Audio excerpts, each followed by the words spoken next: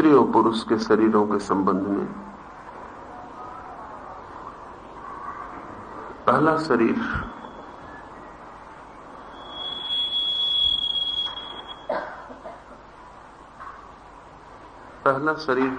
स्त्री का स्त्रीण है, लेकिन दूसरा उसका शरीर भी पुरुष का ही है और ठीक इससे उल्टा पुरुष के साथ है। तीसरा शरीर फिर स्त्री का है, चौथा शरीर फिर पुरुष का है। मैंने पीछे कहा कि स्त्री का शरीर भी आधा शरीर है और पुरुष का शरीर भी आधा शरीर है। इन दोनों को मिलके ही पूरा शरीर बनता है। ये मिलन दो दिशाओं में संभव है। पुरुष का शरीर, पहला शरीर, अपने से बाहर स्त्री के पहले शरीर से मिले तो एक यूनिट, एक इकाई पैदा होती है। इस इकाई से प्रकृति की संतति का, प्रकृति के जन्म का काम चलता है। यदि अंतर्मुखी हो सके पुरुष या स्त्री तो उनके भीतर के पुरुष या स्त्री से मिलन होता है और एक दूसरी यात्रा शुरू होती है जो परमात्मा की दिशा में है। बाहर के शरीर मिलन से जो यात्रा होती है वो प्रकृति की दिशा में है, भीतर के शरीर के मिलन से जो यात्रा होती है वो परमात्मा की दिशा में है। पुरुष का पहला शरीर जब अपने ही भीतर के इथेरिक बॉडी के स्त्री शरीर से मिलता है तो एक यूनिट बनता है। स्त्री का पहला शरीर जब अपने ही इथेरिक शरीर के पुरुष तत्व से मिलता है तो एक यूनिट बनता है। ये यूनिट बहुत अद्भुत है, ये इकाई बहुत अद्भुत है, क्योंकि अपने से बाहर के स्त्री या पुरुष से मिलना क्षण भर के लिए ही हो सकता है। सुख क्षण भर का होगा और फिर छूटने का दुख बहुत लंबा होगा। इसलिए उस दुख में से फिर मिलने की आकांक्षा पैदा होती, लेकिन मिलना फिर क्षण भर का होता है और फिर छूटना फिर लंबा दुख का कारण बन जाता है। तो बाहर के शरीर से जो मिलन है वो क्षण भर को ही घटित हो पाता है, लेकिन भीतर के शरीर से जो मिलन है वो चिरस्थायी हो जाता है। वो एक बार मिल गया तो दूसरे बार टूटता नहीं। इसलिए भीतर के शरीर पर जब तक मिलन नहीं हुआ है तभी तक दुख है। जैसे ही मिलन हुआ तो सुख की एक अंतर्धारा बहनी शुरू हो जाती। वो सुख की अंतर्धारा वैसी ही है जैसे क्षण भर के लिए बाहर के शरीर से मिलने पर संभोग में घटित होती है, लेकिन वो इतनी क्षणिक है कि वो आ भी नहीं पाती कि चली जाती। बहुत बार तो उस सुख का भी कोई अनुभव नहीं हो पाता, क्योंकि वो इतनी त्वरा, इतनी तेजी में घटना घटती है कि उसका कोई अनुभव भी नहीं हो पाता। योग की दृष्टि से अगर अंतर मिलन संभव हो जाए तो बाहर संभोग की वृत्ति तत्काल विलीन हो जाती, क्योंकि जिस आकांक्षा के लिए वो की जा रही थी वो आकांक्षा तृप्त हो गई। मैथुन के जो चित्र मंदिरों की दीवारों पर खुदे हैं वे अंतर मैथुन की ही दिशा में इंगित करने वाले चित्र हैं।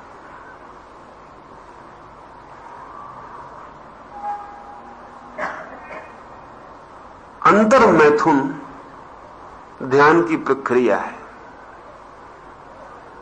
और इसलिए बहिर्मैथुन और अंतर मैथुन में एक विरोध ख्याल में आ गया, और वो विरोध इसीलिए ख्याल में आ गया कि जो भी अंतर मैथुन में प्रवेश करेगा उसके बाहर की जगत से यौन का सारा संबंध विच्छिन्न हो जाए। स्त्री जब अपने पहले शरीर से दूसरे शरीर से मिलेगी तो ये भी समझ लेने जैसा है कि जब स्त्री अपने पहले शरीर से दूसरे शरीर से मिलेगी तो जो यूनिट बनेगा दोनों के मिलने पर वो फिर स्त्रीण होगा, पूरा यूनिट।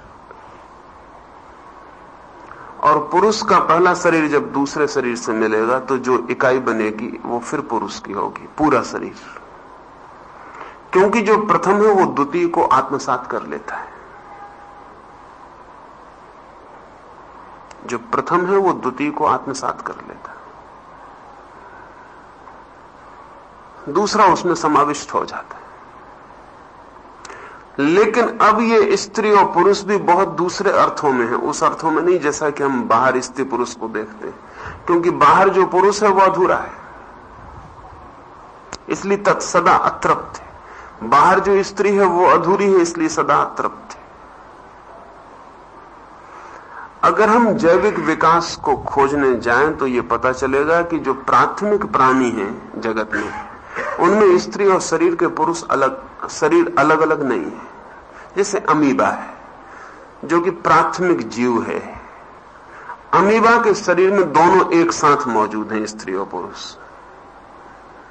उसका आधा हिस्सा पुरुष का है, आधा स्त्री का है।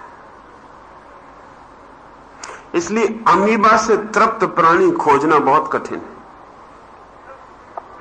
उसमें कोई अतृप्ति नहीं, उसमें डिस्कंटेंट जैसी चीज पैदा नहीं होती, इसलिए वो विकास भी नहीं कर पाया। वो अमीबा ही बना हुआ है। तो बिल्कुल जो प्राथमिक कड़ियां हैं बायोलॉजिकल विकास की, वहां भी शरीर दो नहीं है, वहां एक ही शरीर है और दोनों हिस्से एक ही शरीर में समाविष्ट है। स्त्री का पहला शरीर जब दूसरे से मिलेगा तो फिर एक नए अर्थों में स्त्री, जिसको हम पूर्ण स्त्री कहें, पैदा होगी। और पूर्ण स्त्री के व्यक्तित्व का हमें कोई अंदाज नहीं, क्योंकि हम जिस स्त्री को भी जानते हैं वो सभी अपूर्ण है।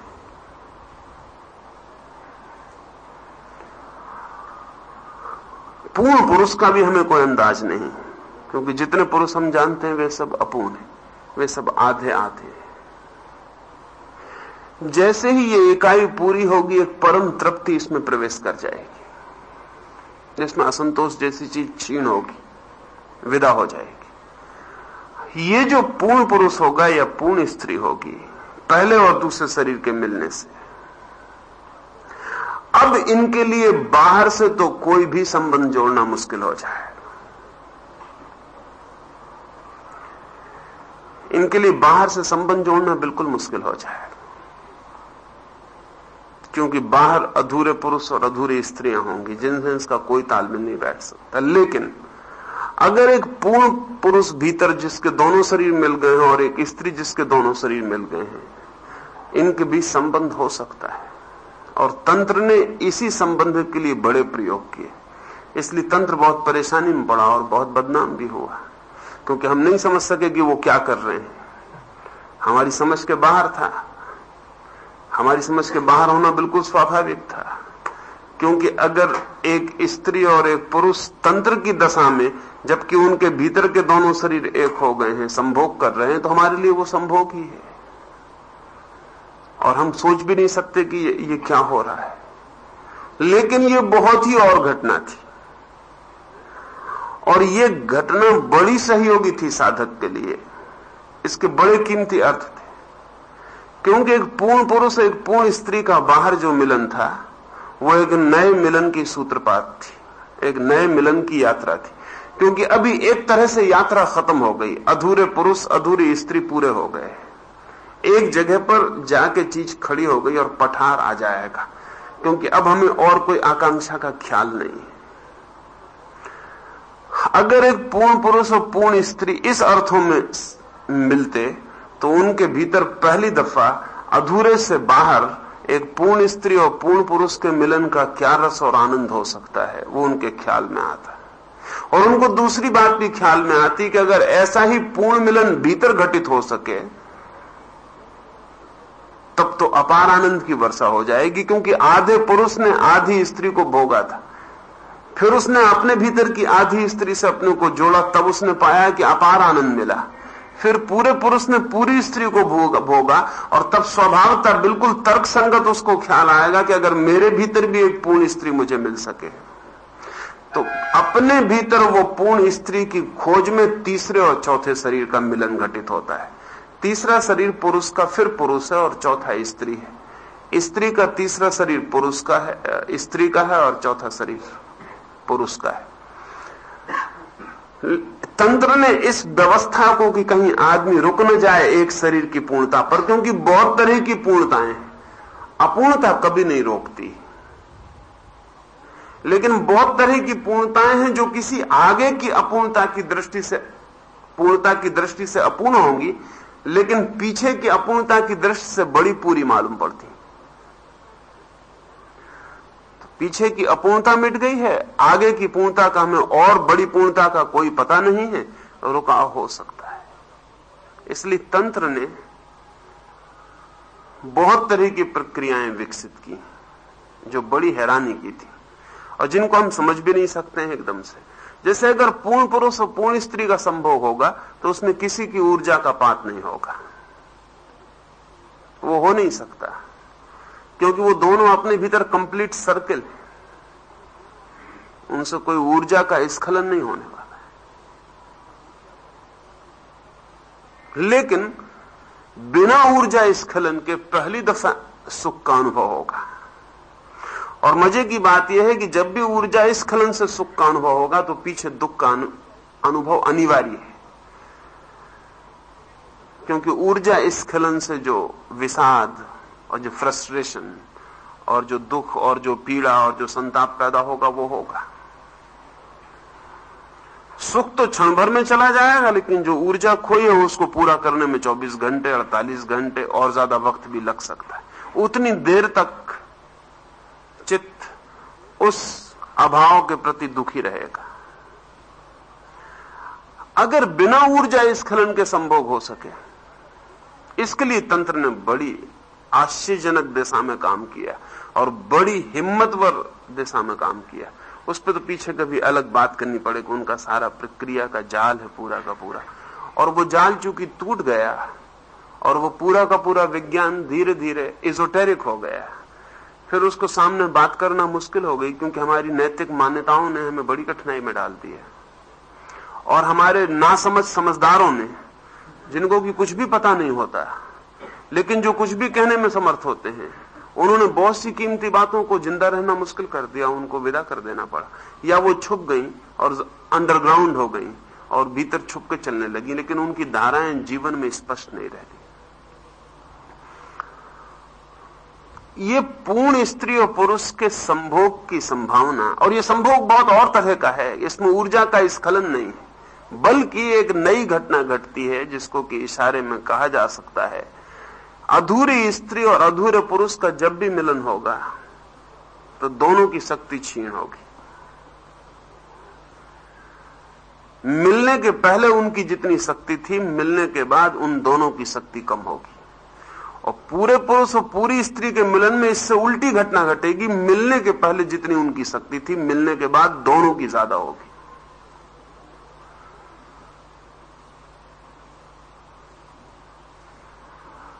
ठीक इससे उल्टी घटना घटेगी, दोनों के पास ज्यादा शक्ति होगी। यह शक्ति उन्हीं के भीतर पड़ी है जो कि दूसरे के निकट आने से सजग और जागरूक और सक्रिय हो जाएगी। उनकी ही शक्ति है, पहले में भी उनकी ही शक्ति दूसरे के निकट आने से स्खलित होती थी,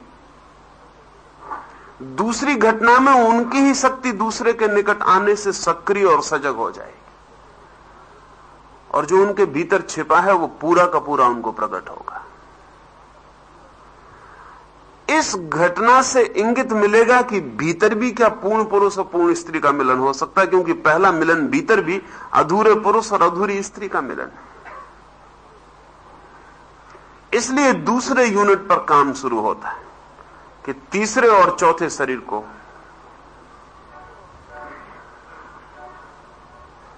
तीसरा और चौथा शरीर जब मिलेगा तो तीसरा शरीर पुरुष का फिर पुरुष और चौथा शरीर फिर स्त्री, स्त्री का तीसरा शरीर स्त्री है, चौथा पुरुष है। इन दोनों के मिलन पर पुरुष के भीतर पुरुष ही बचेगा, फिर तीसरा शरीर प्रमुख हो जाएगा और स्त्री के भीतर फिर स्त्री बचेगी। और ये दो पूर्ण स्त्रियां फिर लीन हो जाएंगी एक में, क्योंकि इनके बीच अब कोई सीमा रेखा नहीं रह जाएगी जहां से ये अलग हो सके। इनके अलग होने के लिए बीच बीच में पुरुष के शरीर का होना जरूरी था, या पुरुष के बीच बीच में स्त्री का शरीर होना जरूरी था, जिनसे ये फासला होता था। पहले और दूसरे शरीर का मिली हुई स्त्री और तीसरे चौथे शरीर की मिली हुई स्त्री, दोनों की मिलने की घटना के साथ ही एक हो जाएंगे, और तब दोहरे चरण में स्त्री के पास और भी पूर्ण स्त्रीणता पैदा होगी। इससे बड़ी स्त्रीणता नहीं संभव है, क्योंकि इसके बाद फिर कोई स्त्रीणता की सीमा नहीं, बस ये पूरी स्त्रीण स्थिति होगी, ये पूर्ण स्त्री होगी। ये पूर्ण स्त्री होगी जिसको अब पूर्ण से भी मिलने की कोई आकांक्षा नहीं रह जाएगी। पहली पूर्णता में भी दूसरे पूर्ण से मिलने का रस था और उसके मिलने से शक्ति जगती थी, अब वो भी बात समाप्त हो जाएगी।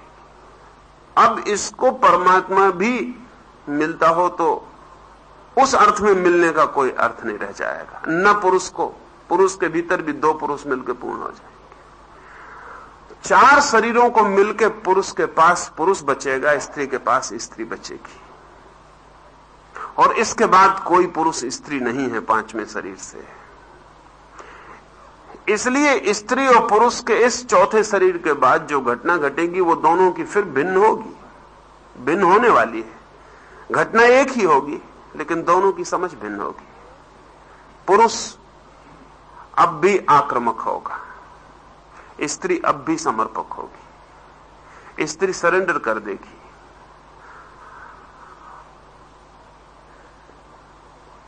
स्त्री अपने को चौथे शरीर को पूरा पालने के बाद संपूर्ण रूप से छोड़ सकेगी।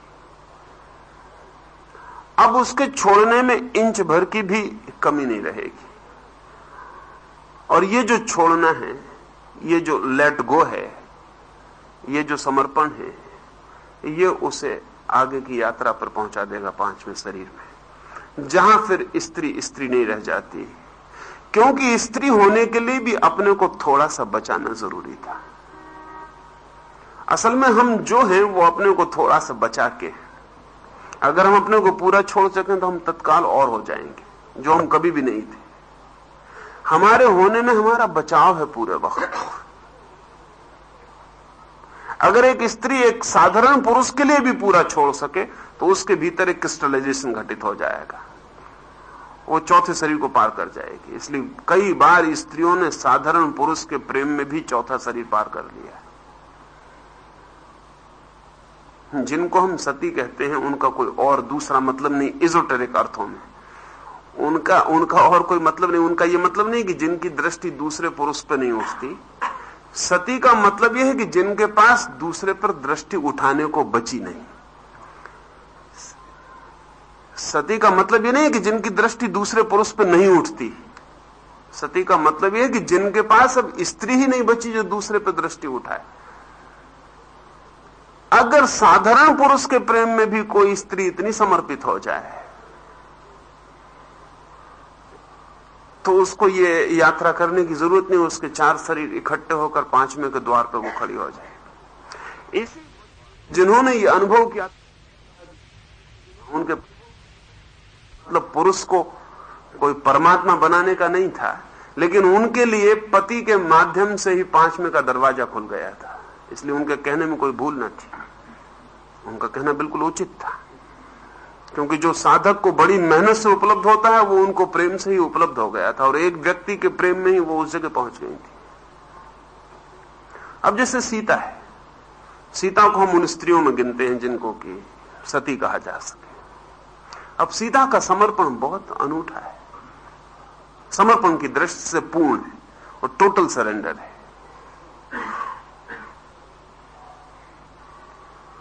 रावण सीता को ले जाके भी सीता का स्पर्श भी नहीं कर सका।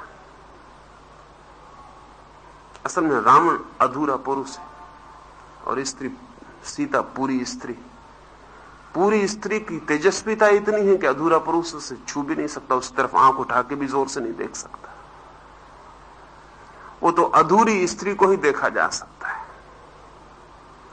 और जब एक पुरुष एक स्त्री को छूता है तो सिर्फ पुरुष जिम्मेवार नहीं होता है, स्त्री का अधूरा होना अनिवार्य रूप से भागीदार होता है। और जब कोई रास्ते पे किसी स्त्री को धक्का देता है तो धक्का देने वाला आधा ही जिम्मेदार होता है, धक्का बुलाने वाली स्त्री भी आधी जिम्मेवार होती। वो धक्का बुलाती, निमंत्रण देती, क्योंकि वो पैसिव है इसलिए उसका हमला हमें दिखाई नहीं पड़ता। पुरुष चूंकि एक्टिव है इसलिए उसका हमला दिखाई पड़ता है कि इसने धक्का मारा। ये हमें दिखाई नहीं पड़ता कि किसी ने धक्का बुलाया। रावण सीता को आंख उठा के भी नहीं देख सका।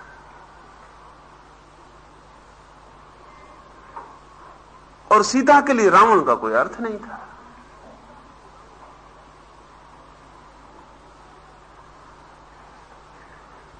लेकिन जीत जाने पर राम ने सीता की परीक्षा लेनी चाहिए, अग्नि परीक्षा लेना चाहिए। सीता ने उसको भी इंकार नहीं किया। अगर वो इंकार भी कर देती तो सती की हैसियत खो जाती। सीता कह सकती थी कि आप भी अकेले थे और परीक्षा मेरी अकेली ही क्यों हो, हम दोनों ही अग्नि परीक्षा से गुजर जाएं। क्योंकि अगर मैं अकेली थी किसी दूसरे पुरुष के पास तो आप भी अकेले थे और मुझे पता नहीं कि कौन स्त्रियां आपके पास रही हो, तो हम दोनों ही अग्नि परीक्षा से गुजरे। लेकिन सीता के मन में यह सवाल ही नहीं उठा। सीता अग्नि परीक्षा से गुजर गई। अगर उसने एक बार भी सवाल उठाया होता तो सीता सती के हैसियत से खो जाती। समर्पण पूरा नहीं था, इंच भर फासला उसने रखा था। अगर सीता एक बार भी सवाल उठा लेती और फिर अग्नि से गुजरती तो जल जाती, फिर नहीं बच सकती थी अग्नि से। समर्पण पूरा था। दूसरा कोई पुरुष नहीं था सीता के लिए। इसलिए यह हमें चमत्कार मालूम पड़ता है कि वो आंख से गुजरी और जली नहीं। लेकिन कोई भी व्यक्ति जो अंतर समाहित है, साधारण व्यक्ति भी किसी अंतर समाहित स्थिति में आग पर से निकले तो नहीं जलेगा। हिप्नोसिस की हालत में एक साधारण से आदमी को कह दिया जाए कि अब तुम आग पर नहीं जलोगे तो वो आग पर से निकल जाएगा और नहीं जलेगा। साधारण सा फकीर आग पर से गुजर सकता है एक विशेष भाव दशा में, जब वो भीतर उसका सर्किल पूरा होता है। सर्किल टूटता है संदेह से। अगर उसे एक बार भी ये ख्याल आ जाए कि कहीं मैं जल न जाऊं तो भीतर का वर्तुल टूट गया, अब ये जल जाएगा। अगर भीतर का वर्तुल न टूटे तो दो फकीर अगर कूद रहे हो कहीं आग पर और आप भी पीछे खड़े हो और आप दो को कूदते देख के आपको लगे कि जब दो कूद रहे हैं और नहीं जलते तो मैं क्यों जलूंगा, और आप भी कूद जाएं तो आप भी नहीं जलेंगे। पूरी कतार भीड़ गुजर जाए आग से नहीं जलेगी। और उसका कारण है क्योंकि जिसको जरा भी शक होगा वो उतरेगा नहीं, वो बाहर खड़ा रह जाएगा। वो कहेगा पता नहीं मैं न जल जाऊं। लेकिन जो जिसका पूरा ख्याल आ गया, जो देख रहा है कि कोई नहीं जल रहा है तो मैं क्यों जलूंगा, वो गुजर जाएगा, उसको कोई आग नहीं छुएगी। अगर हमारे भीतर का वर्तुल पूरा है तो हमारे भीतर आग तक के प्रवेश की गुंजाइश नहीं है। तो सीता को आग न छुई हो इसमें कोई कठिनाई नहीं। आग से गुजरने के बाद भी जब राम उसको छुड़वा दिए तब भी वो ये नहीं कह रही है कि मेरी परीक्षा भी हो गई, अग्नि परीक्षा में भी सही उतर गई, फिर भी मुझे छोड़ा जा रहा है। नहीं, उसकी तरफ से समर्पण पूरा है, इसलिए छोड़ने की कोई बात ही नहीं उठती। इसलिए सवाल को कोई सवाल नहीं है।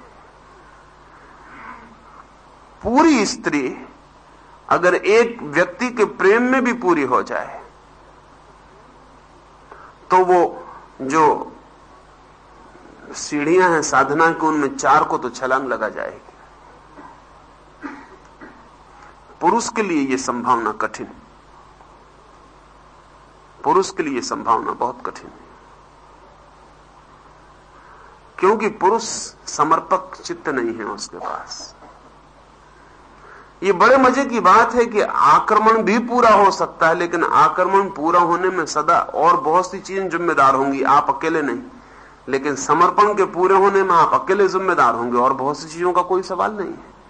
अगर मुझे समर्पण करना है किसी के प्रति तो मैं उससे बिना पूछे पूरा कर सकता हूं, लेकिन अगर आक्रमण करना है किसी के प्रति, तब तो आक्रमण का अंतिम जो परिणाम होगा उसमें मैं अकेला नहीं, वो दूसरा व्यक्ति भी जिम्मेवार होगा। इसलिए जहां शक्तिपात की चर्चा मैंने की तो वहां ऐसा प्रतीत हुआ होगा कि स्त्री को थोड़ी सी कमी है, उसको थोड़ी सी कठिनाई है। और मैंने कहा था कंपनसेशन के नियम हैं जीवन में, वो कमी उसके समर्पण के शक्ति से पूरी हो जाती। पुरुष कभी भी किसी को कितना ही प्रेम करे पूरा नहीं कर पाता। उसके न करने का कारण है वो आक्रामक है, समर्पक नहीं। और आक्रमण का पूरा होना असंभव मामला है।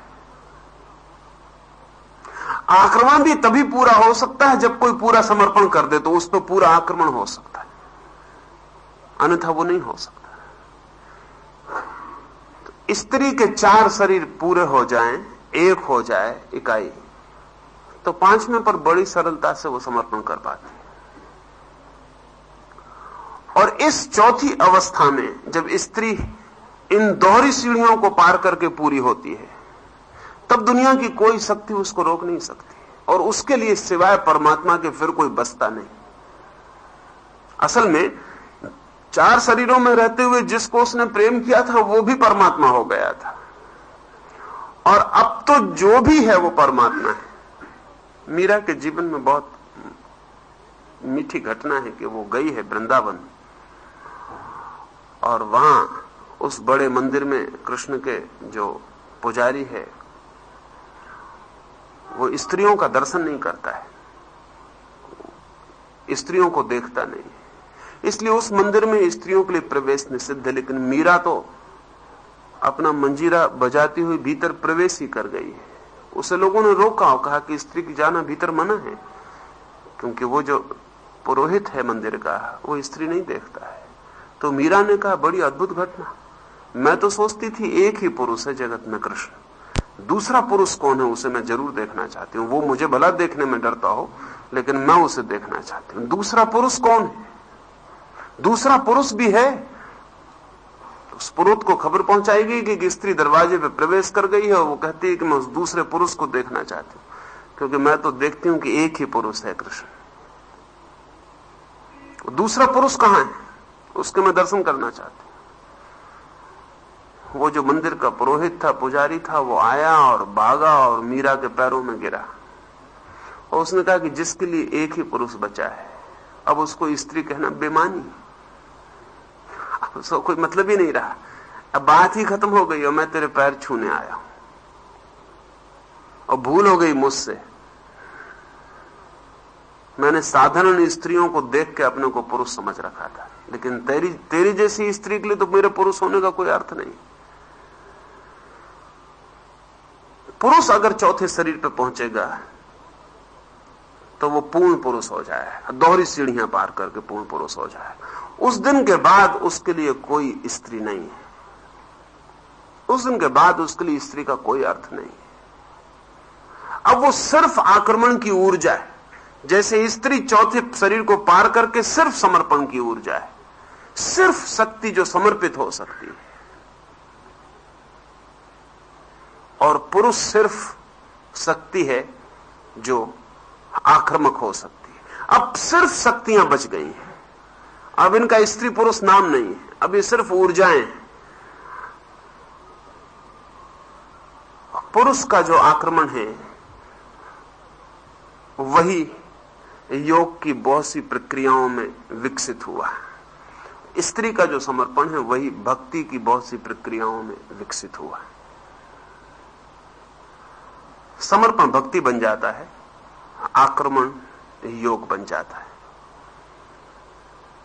लेकिन बात एक ही है, उन दोनों में कुछ भेद नहीं है। अब ये सिर्फ स्त्री और पुरुष की तरफ से भेद है। अब बूंद सागर में गिरती है कि सागर बूंद में गिरता है, इससे अंतिम परिणाम में कोई भेद नहीं है।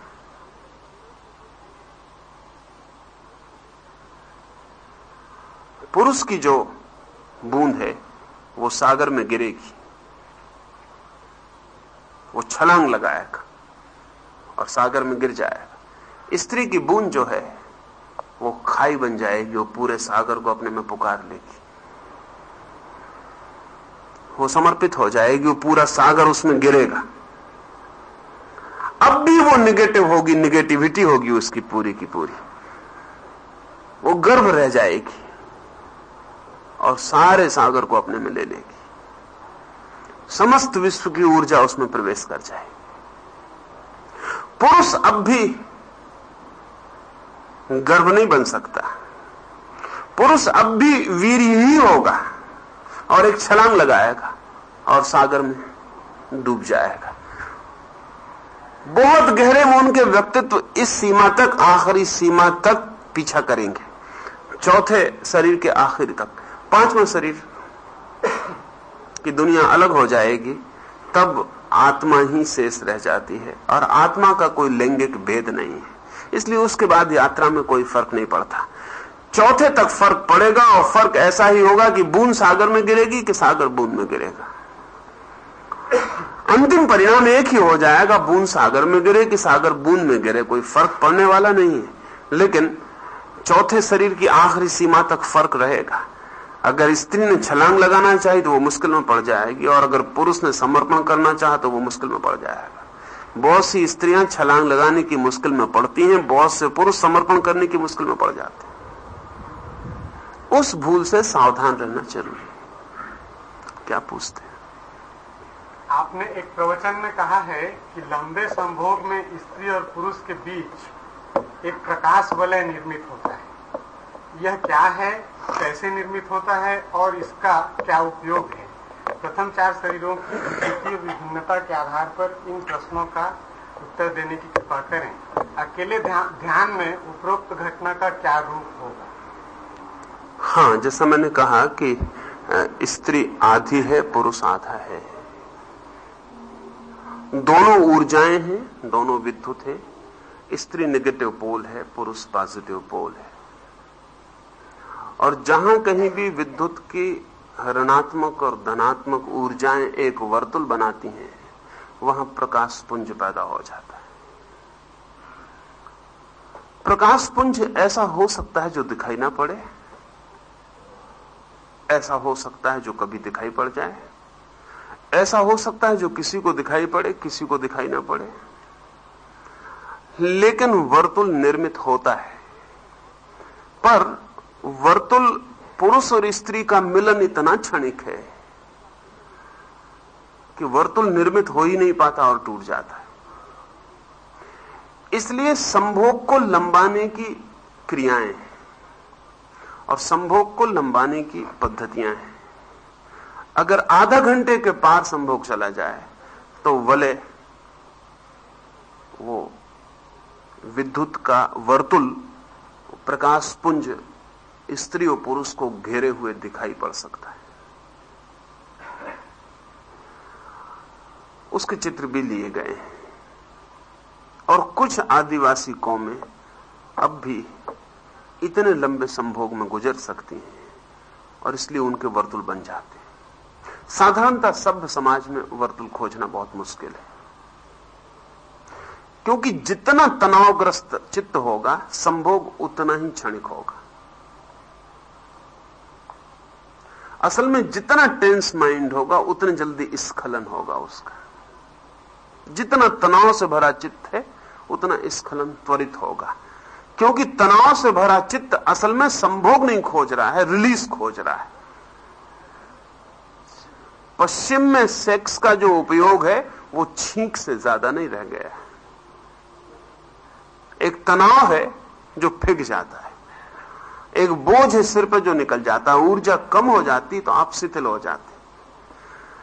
रिलैक्स होना दूसरी बात है, शिथिल होना दूसरी बात है। रिलैक्स होने का मतलब है, विश्राम का मतलब है ऊर्जा भीतर है और आप विश्राम में, और शिथिल होने का मतलब है ऊर्जा फिक गई और अब आप निढाल पड़े रह गए हैं, अब ऊर्जा नहीं, तो अब शिथिल हो गए, इसलिए सोच रहे हैं कि विश्राम हो रहा।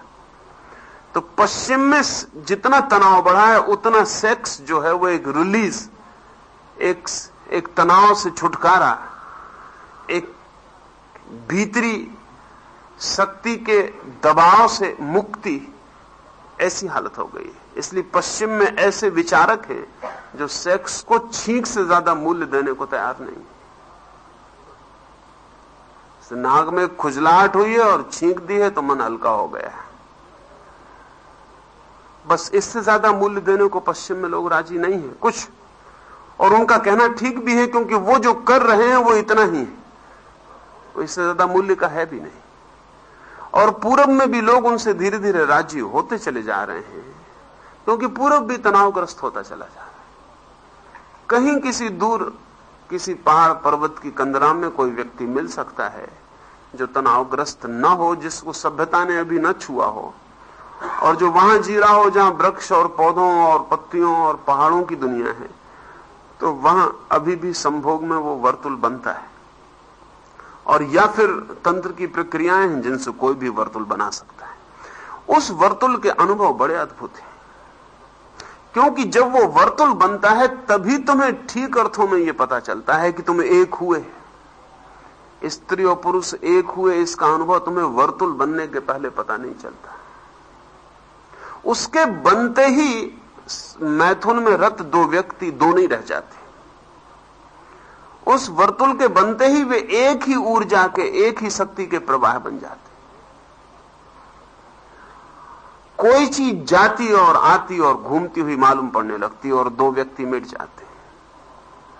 ये वर्तुल जिस मात्रा में बनेगा उसी मात्रा में संभोग की आकांक्षा कम और दूरी पर हो जाएगी।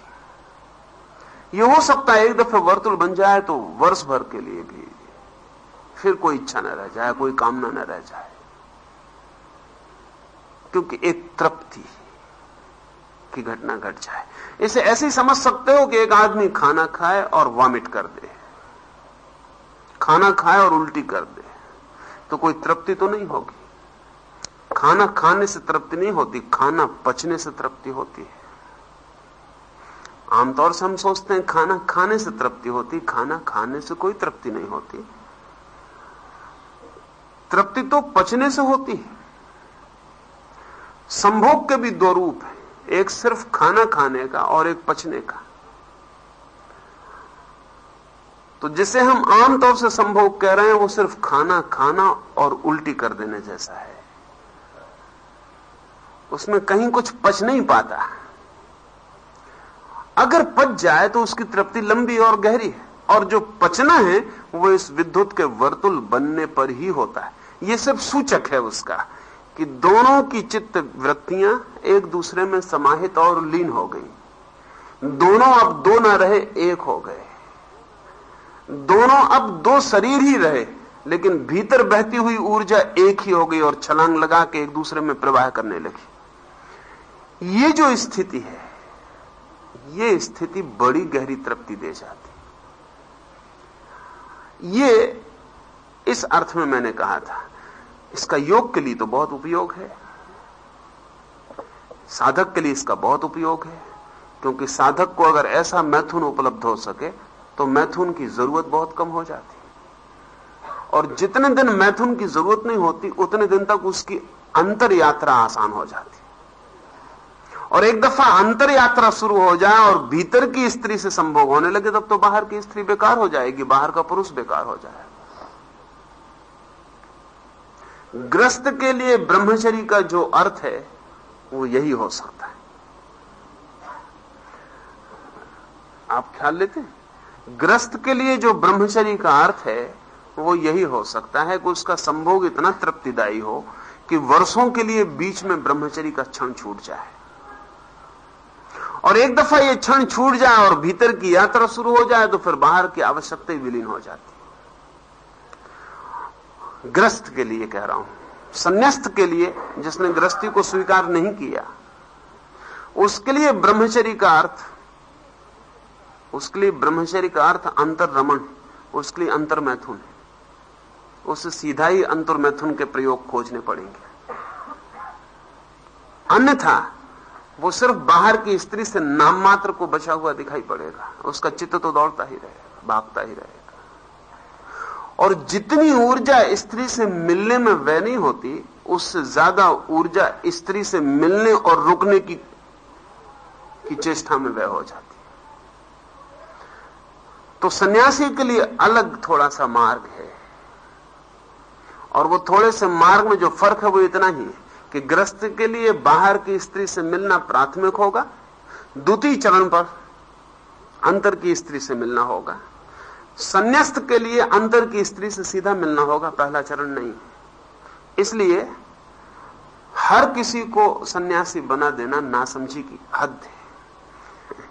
असल में सन्यास देने का मतलब ही यह है कि हम उसके अंतर में झांक सकें और समझ सकें कि उसकी पहली पुरुष उसकी अपनी ही स्त्री से मिलने की क्षमता और पात्रता में है या नहीं। अगर है तो ही ब्रह्मचर्य की दीक्षा दी जा सकती है, अन्यथा पागलपन पैदा करेंगे और कुछ फायदा नहीं हो सकता। लेकिन लोग हैं कि दीक्षाएं दिए चले जा रहे हैं। कोई 1000 सन्यासियों का गुरु है, कोई 2000 सन्यासियों का गुरु है, उन्हें कुछ पता नहीं कि वो क्या कर रहे हैं। वो जिस आदमी को दीक्षा दे रहे हैं वो अंतर मैथुन के योग्य है, ये तो दूर की बात है। ये भी पता नहीं कि अंतर मैथुन भी कोई मैथुन है।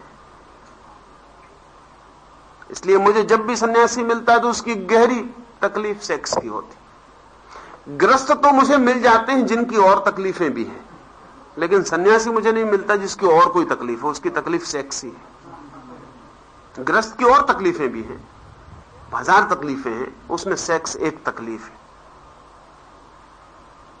लेकिन सन्यासी की एक ही तकलीफ है। और इसलिए सारा का सारा चित्त उसका इसी एक बिंदु पर अटका रह जाता।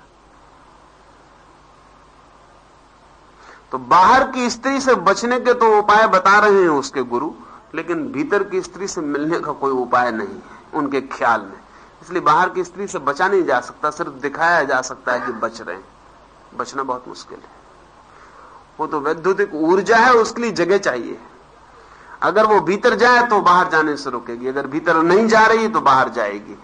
कोई फिक्र नहीं कि स्त्री कल्पना की होगी, उससे भी काम चलेगा। वो कल्पना की स्त्री के साथ भी बाहर बह जाएगी, वो भीतर नहीं जा सकती।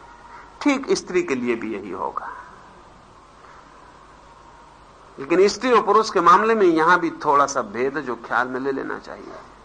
इसलिए अक्सर यह होगा कि साधु के लिए जितना सेक्स प्रॉब्लम बनेगा उतना साध्वी के लिए नहीं बनता। इधर मैं बहुत सी साध्वियों से परिचित हूं। साध्वी के लिए सेक्स इतना प्रॉब्लम नहीं बनता। उसका कारण है कि पैसिव है उसका सेक्स। अगर एक दफा उठाया जाए तो प्रॉब्लम बनता है, अगर बिल्कुल ना उठाया गया हो तो उसे पता ही नहीं चलता कि प्रॉब्लम है। स्त्री को इनिशिएशन चाहिए सेक्स में भी। कोई पुरुष एक दफा स्त्री को ले जाए सेक्स में, इसके बाद उसमें तीव्र ऊर्जा उठनी शुरू होती। लेकिन अगर ना ले जाई जाए तो वो जीवन भर कुंवारी रह सकती। उसके कुंवारे रहने की बहुत सुविधा है, क्योंकि पैसिव है। वो खुद तो आक्रामक नहीं है उसका चित्त, वो प्रतीक्षा करती रहेगी, वो प्रतीक्षा करती रहेगी।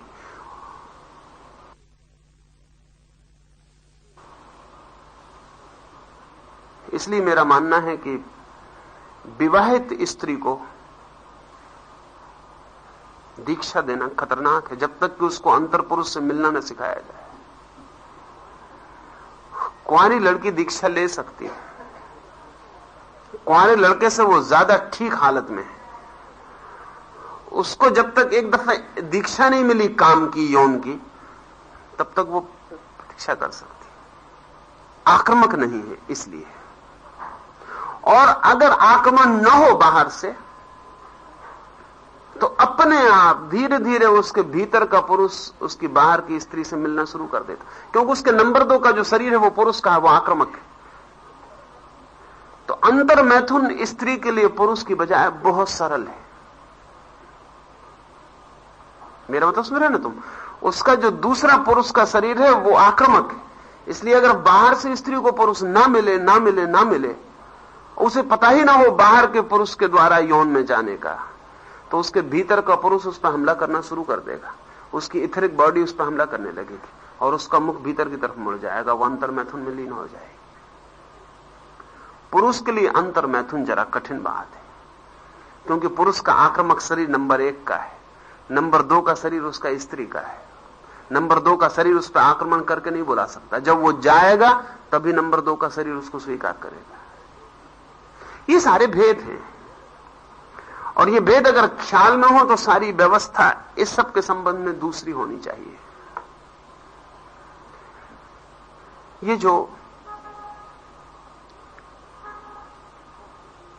संभोग में विद्युत वर्तुल पैदा हो सके तो गृहस्थ के लिए बड़ा सहयोगी, और ऐसा ही वर्तुल जब तुम्हारा अंतर मैथुन होगा तब भी पैदा होगा। इसलिए जो साधारण व्यक्ति को संभोग में जो विद्युत की ऊर्जा उसको घेर लेगी, वैसी ऊर्जा उस व्यक्ति को जो भीतर के शरीर से संबंधित हुआ है 24 घंटे घेरे रहेगी। इसलिए तुम्हारे प्रत्येक शरीर पर तुम्हारा वर्तुल बढ़ता चला जाएगा। इसलिए बहुत बार ऐसा हो सकता है जैसे कि बुद्ध की मर जाने के बाद कोई 500 वर्षों तक बुद्ध की कोई प्रतिमा नहीं बनाएगी, और प्रतिमा की जगह बोधि वृक्ष की पूजा चली। प्रतिमा नहीं थी, सिर्फ वृक्ष ही था। मंदिर भी बनाते थे तो उसमें एक वृक्ष, पत्थर का वृक्ष बनाते या पत्थर पर वृक्ष को खोद देते और नीचे वो जगह खाली रहती जहां बुद्ध के बैठने की जगह थी। अब जो लोग पुरातत्व या इतिहास की खोज करते हैं वे बड़ी मुश्किल में हैं कि बुद्ध की प्रतिमा क्यों ना बनाई, बुद्ध का वृक्ष क्यों बनाया। फिर 500 साल के बाद क्यों प्रतिमा बनाई, और 500 साल तक वृक्ष के नीचे जगह क्यों खाली छोड़ी। अब ये बड़े राज की बात है, और पुरातत्वविद को और इतिहासक को कभी पता नहीं चल सकता, क्योंकि इतिहास और पुरातत्व से इसका कोई लेना देना नहीं। असल में जिन लोगों ने बुद्ध को गौर से देखा था उनका कहना था कि जब गौर से देखो तो बुद्ध दिखाई नहीं पड़ते, सिर्फ वृक्ष ही रह जाता है, सिर्फ विद्युत का ऊर्जा रह जाती है। गौर से अगर देखो तो बुद्ध विदा हो जाते हैं, वहां सिर्फ विद्युत की ऊर्जा ही रह जाती है, वहां आदमी समाप्त हो जाता है। जैसे मैं यहां बैठा हूं और गौर से देखा जाऊं, सिर्फ कुर्सी दिखाई पड़े, मैं विदा हो जाऊं। तो बुद्ध को जिन्होंने गौर से देखा वो कहते थे कि बुद्ध दिखाई नहीं पड़ते थे, वृक्ष ही दिखाई पड़ता था, और जिन्होंने गौर से नहीं देखा वो कहते थे बुद्ध दिखाई पड़ते थे। इसलिए ऑथेंटिक उनका ही कहना था जिन्होंने गौर से देखा था।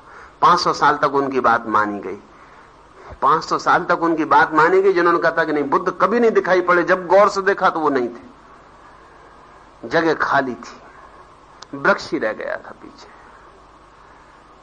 लेकिन ये तब तक चल सका जब तक कि गौर से देखने वाले लोग थे, और गैर गौर से देखने वालों ने माना कि भाई हमने तो कभी गौर से देखा नहीं, इसलिए हमको तो दिखाई पड़ते थे।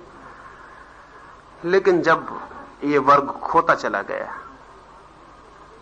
तब ये बात मुश्किल हो गई कि वृक्ष अकेला क्यों हो, नीचे बुद्ध होने चाहिए। फिर 500 साल बाद उनकी प्रतिमा बनाएगी। ये बहुत मजेदार बात है। जिन्होंने जीसस को भी गौर से देखा उनको जीसस नहीं दिखाई पड़े, जिन्होंने महावीर को गौर से देखा उनको महावीर दिखाई नहीं पड़े, जिन्होंने कृष्ण को गौर से देखा उनको कृष्ण दिखाई नहीं पड़े। अगर पूरी अटेंशन से इस तरह के लोग देखे जाएं तो वहां सिर्फ विद्युत की ऊर्जा ही दिखाई पड़ेगी, वहां कोई व्यक्ति दिखाई नहीं पड़ेगा। ये तुम्हारे प्रत्येक 2 शरीर के बाद ये ऊर्जा बड़ी होती जाएगी, और चौथे शरीर के बाद ये ऊर्जा पूर्ण हो जाएगी। 5वें शरीर पर ऊर्जा ही रह जाएगी।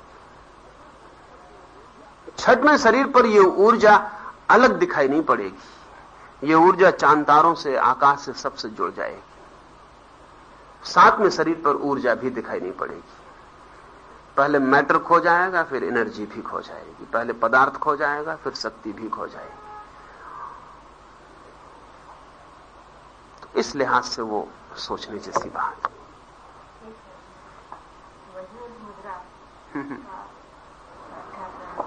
अलग बात करेंगे इस पे, तंत्र पर जब बात करेंगे तब बात करेंगे।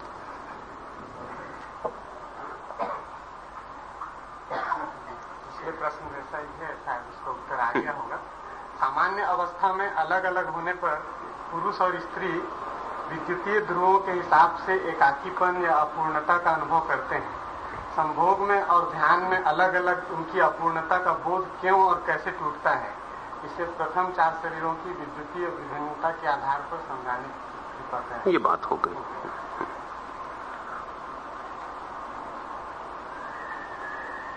प्रश्न है, निर्विचार की स्थायी उपलब्धि साधक को किस शरीर में होती है? क्या चेतना और विषय के तादात्म्य के बिना भी विचार आ सकते हैं या विचार के लिए तादात्म्य आवश्यक है? निर्विचार की पूरी उपलब्धि पांचवें शरीर में होती है, लेकिन अधूरी झलकन चौथे शरीर से शुरू हो जाती है। चौथे शरीर में विचार चलते हैं, लेकिन बीच में दो विचारों के जो खाली जगह होती है वो दिखाई पड़ने लगती है। चौथे शरीर के पहले वो दिखाई नहीं पड़ती। चौथे शरीर के पहले हमें लगता है कि विचार ही विचार है, और विचारों के बीच में जो गैप है वो हमें दिखाई नहीं पड़ता। चौथे शरीर में गैप दिखाई पड़ने लगता है और एम्फेसिस एकदम बदल जाती है। इसको अगर तुमने कभी गेस्टाल्ट के कोई चित्र देखे हैं तो ख्याल में आ सकेगा। समझ लें कि एक सीढ़ियों का चित्र बनाया जा सकता है। वो चित्र ऐसा बनाया जा सकता है कि उसे अगर आप गौर से देखते रहें तो एक बार ऐसा लगे कि सीढ़ियां नीचे की तरफ आ रही हैं, और एक बार ऐसा लगे कि सीढ़ियां ऊपर की तरफ जा रही हैं। लेकिन ये बड़े मजे की बात है कि दोनों चीजें एक साथ नहीं देखी जा सकती। एक कोई तुम देख सकते हो, दोबारा जब तुम्हें दूसरी चीज दिखाई पड़ने लगेगी तो पहली नजारत हो जाएगी। एक ऐसा चित्र बनाया जा सकता है कि दो आदमियों के चेहरे आमने सामने दिखाई पड़े, उनकी नाक, उनकी आंख, उनकी दाढ़ी, वो सब दिखाई पड़े। एक दफा ऐसा दिखाई पड़े कि दो आदमी आमने सामने चेहरे करके बैठे हैं, इनको काला पोत दिया चेहरों को, बीच में जो जगह खाली है वो सफेद है। और एक दफा ऐसा दिखाई पड़े कि बीच में एक गमला रखा हुआ है, तो गमले की कगारें दिखाई पड़े, वो नाक और मुंह और गमले की कगारें हो जाएं। लेकिन ये दोनों बातें एक साथ दिखाई नहीं पड़ सकती। जब तुम्हें दो चेहरे दिखाई पड़ेंगे तो गमला नहीं दिखाई पड़ेगा, और जब तुम्हें गमला दिखाई पड़ेगा तो तुम पाओगे वो दो चेहरे कहां गए, वो दो चेहरे नहीं दिखाई पड़ेंगे। इसकी तुम लाख कोशिश करो तो भी गेस्टाल्ट में एम्फेसिस बदल जाएगी, तब तुम दोनों ना देख पाओगे। जब तुम्हारी एम्फेसिस चेहरे पे जाएगी तो गमला नदारत हो जाएगा, जब तुम्हारी एम्फेसिस गमले पे जाएगी तो चेहरे नदारत हो जाएंगे। तीसरे शरीर तक हमारा जो माइंड का गेस्टाल्ट है उसकी एम्फेसिस विचार के ऊपर है। राम आया तो राम दिखाई पड़ता है, आया दिखाई पड़ता है। राम और आया के बीच में जो खाली जगह है, और राम के पहले जो खाली जगह है और आया के बाद में जो खाली जगह है वो नहीं दिखाई पड़ती। एम्फेसिस राम आया पर, तो विचार दिखाई पड़ता है, बीच का अंतराल नहीं दिखाई पड़ता है। चौथे शरीर में फर्क होना शुरू होता है। अचानक तुम्हें ऐसा लगता है कि राम आया ये महत्वपूर्ण नहीं है। जब राम नहीं आया था तब खाली जगह थी, और जब राम आया तब खाली जगह थी, और जब राम चला गया तब खाली जगह थी। वो खाली जगह तुम्हें दिखाई पड़नी शुरू हो जाती। चेहरे विदा होते और गमला दिखाई पड़ने लगता है। और जब तुम्हें खाली जगह दिखाई पड़ती तब तुम विचार नहीं कर सकते। दो में से एक ही कर सकते हो। जब तक तुम विचार देखोगे तो विचार कर सकते हो, जब तुम खाली जगह देखोगे तो खाली हो जाओगे। लेकिन ये बदलता रहेगा चौथे शरीर में। कभी गमला दिखाई पड़ने लगेगा, कभी दो चेहरे दिखाई पड़ने लगेंगे, ये चलता रहेगा। कभी विचार दिखाई पड़ेंगे, कभी खाली जगह दिखाई पड़ेगी। तो मौन भी आएगा और विचार भी चलेंगे। मौन में और शून्य में फर्क यही है। मौन का मतलब यह है कि कभी विचार समाप्त नहीं हो गया, लेकिन एम्फेसिस बदल गई है। अब वाणी से चित्त हट गया और चुप होने को रसपूर्ण पा रहा है। लेकिन अभी वाणी नहीं हट गई है, वाणी से चित्त हट गया है, वाणी से ध्यान हट गया, वाणी से अटेंशन हट गई है। अटेंशन चली गई है मौन पर, लेकिन वाणी अभी आती है। और कभी कभी जब पकड़ लेती है ध्यान को तो मौन खो जाता है और वाणी चलने लगती है। तो चौथे शरीर की आखिरी घड़ियों में इन दोनों पर चित्त बदलता रहेगा। पांचवें शरीर पर विचार एकदम खो जाएंगे और शून्य रह जाएगा। इसको मौन नहीं कह सकते, क्योंकि मौन जो है वो मुखरता के ही अपेक्षा में है, बोलने की ही अपेक्षा में है। मौन का मतलब है न बोलना, शून्य का मतलब है न बोलना और न बोलना, दोनों नहीं है वहां ना गमला रहा न दो चेहरे रहे, कागज खाली हो गया। अब अगर कोई पूछे कि चेहरा है कि गमला, तो तुम कहोगे दोनों नहीं है। पांचवें शरीर पर तो निर्विचार पूरी तरह घटित होगा। चौथे शरीर पर उसकी झलक आनी शुरू हो जाएगी, कभी दिखाई पड़ेगा। लेकिन निर्विचार भी सदा दो विचार के बीच में दिखाई पड़ेगा।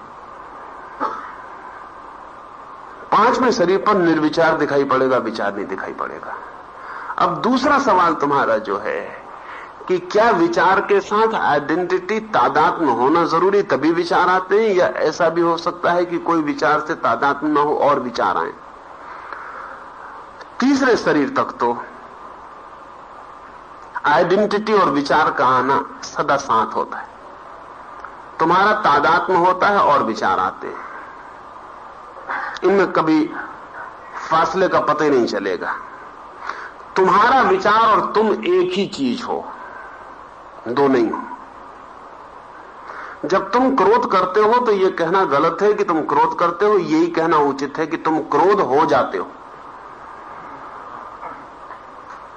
क्योंकि क्रोध करते हो यह तभी कहा जा सकता है जब तुम ना भी कर सको, क्योंकि करने का मतलब ही होता है। अगर मैं कहूं मैं हाथ हिलाता हूं और फिर तुम मुझसे कहो कि जरा रोक के दिखाइए, मैं कहूं वो तो नहीं हो सकता, हाथ तो हिलते रहेगा।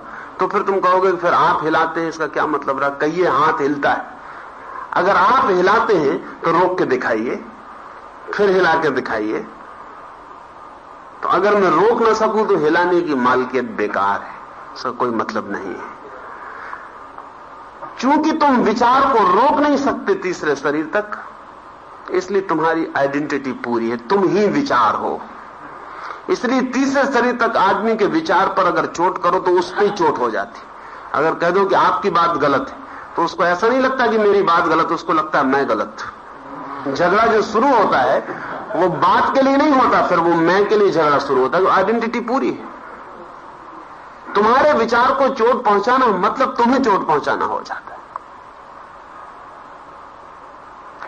भला तुम कहो कि कोई बात नहीं है, आप मेरे विचार के खिलाफ, लेकिन भीतर तुम जानते हो कि आपकी खिलाफत हो गई है। और कई बार तो ऐसा होता है कि विचार से कोई मतलब नहीं होता, चूंकि वो आपका है इसलिए झगड़ा करना पड़ता, और कोई मतलब नहीं होता बस।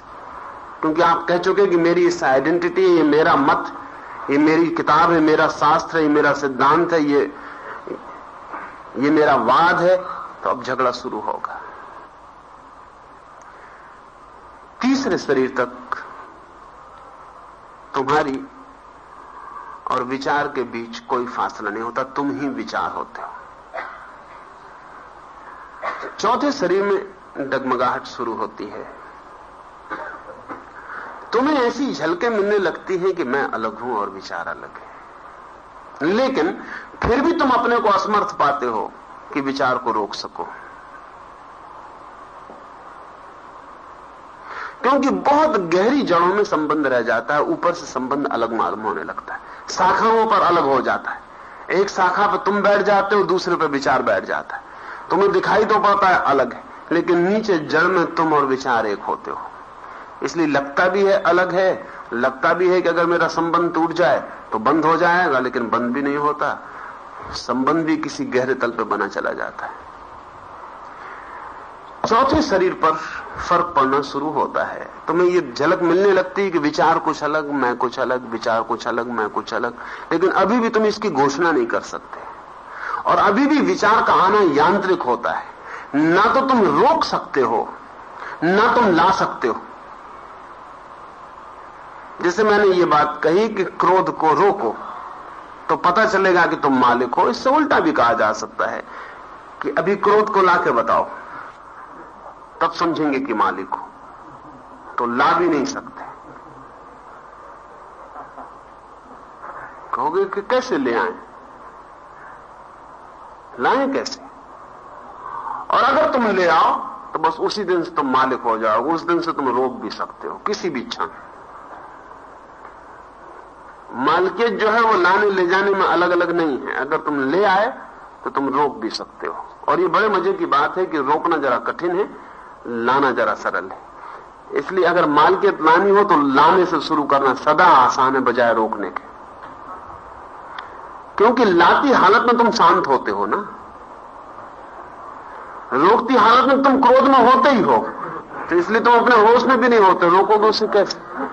इसलिए लाने के प्रयास से शुरुआत करना सदा आसान पड़ता है बजाय रोकने के प्रयास के। जैसे तुम्हें हंसी आ रही हो, तुम नहीं रोक पा रहे, ये जरा कठिन है, लेकिन नहीं आ रही और हंसना शुरू करो तो तुम 2-4 मिनट में हंसी ले आओगे। और जब वो आ जाएगी तब तुम्हें सीक्रेट भी पता चल जाएगा कि आसक्ति कहां से आती, कैसे आती। तब तुम रोकने का भी रहस्य जान सकते हो, किसी दिन रोका भी जा सकता है। चौथे शरीर में तुम्हें फर्क तो दिखाई पड़ने लगेगा कि मैं अलग हूं और विचार कहीं से आते हैं, मैं ही नहीं हूं। इसलिए चौथे शरीर में जहां जहां निर्विचार होगा, जो मैंने पहले कहा, वहीं वहीं तुम्हारा साक्षी भी आ जाएगा। और जहां जहां विचार होगा वहां वहां साक्षी खो जाएगा। वो जो निर्विचार के गैप से अंतराल है, वहां वहां तुम पाओगे कि विचार तो अलग है, मैं अलग हूं, तादाद में नहीं है। लेकिन अभी भी तुम अवश्य इसको जानोगे भर, अभी बहुत कुछ कर न पाओगे। लेकिन करने की सारी चेष्टा चौथे शरीर में ही करनी पड़ती है। इसलिए चौथे शरीर की मैंने 2 संभावनाएं कही, एक जो सहज है वो, और एक जो साधना से उपलब्ध होगी। उन दोनों के बीच तुम डोलते रहोगे। और जिस दिन साधना से तुम विवेक को, चौथे शरीर की दूसरी संभावना को, पहली संभावना विचार, दूसरी संभावना विवेक, दूसरी संभावना को उपलब्ध हो जाओगे, उसी दिन चौथा शरीर भी छूटेगा और तादात्म्य भी छूटेगा। 5वें शरीर में एक साथ ही जब तुम 5वें शरीर में जाओगे तो 2 बातें छूटेंगी, चौथा शरीर छूटेगा और तादात्म्य छूटेगा। 5वें शरीर में तुम विचार को चाहोगे तो लाओगे, नहीं चाहोगे तो नहीं लाओगे। विचार पहली दफे साधन बनेगा और आइडेंटिटी पर निर्भर नहीं रह जाएगा। तुम चाहोगे कि क्रोध लाना है तो तुम क्रोध ला सकोगे, और तुम चाहोगे कि प्रेम लाना है तो तुम प्रेम ला सकोगे, और तुम चाहोगे कि कुछ नहीं लाना है तो तुम कुछ नहीं ला सकोगे, और तुम चाहोगे आधे क्रोध को वहीं कह दो रुको, तो वो वहीं रुक जाएगा। और तुम जिस विचार को लाना चाहोगे वो आएगा, और जिसको नहीं लाना चाहोगे उसकी कोई सामर्थ्य नहीं रह जाएगी। गुरजीएफ की जिंदगी में इस तरह की बहुत घटनाएं, इसलिए लोगों ने तो उसको समझा कि वो आदमी कैसा आदमी। अक्सर तो वो ऐसा करता है कि अगर उसके आसपास 2 आदमी बैठे तो एक की तरफ इस तरह से देखता कि भारी क्रोध में, दूसरे की तरफ इस तरह से देखता कि भारी प्रेम में, इतने जल्दी बदल देता। और वो 2 आदमी 2 रिपोर्ट लेके जाते, दोनों साथ मिलने आए थे। एक आदमी कहता कि बड़ा खतरनाक अजीब आदमी है, दूसरा कहता कितना प्रेमी आदमी है। ये बिल्कुल संभव है, 5वें शरीर पर बिल्कुल आसान है। इसलिए गुरुजी बिल्कुल समझ के बाहर हो गया लोगों को कि वो क्या कर रहा है। वो चेहरे पर 1000 तरह के भाव तत्काल ला सकता था, उसमें कोई कठिनाई न थी उसको। और लाने का कुल कारण इतना था कि 5वें शरीर में तुम पहली दफे मालिक होते हो।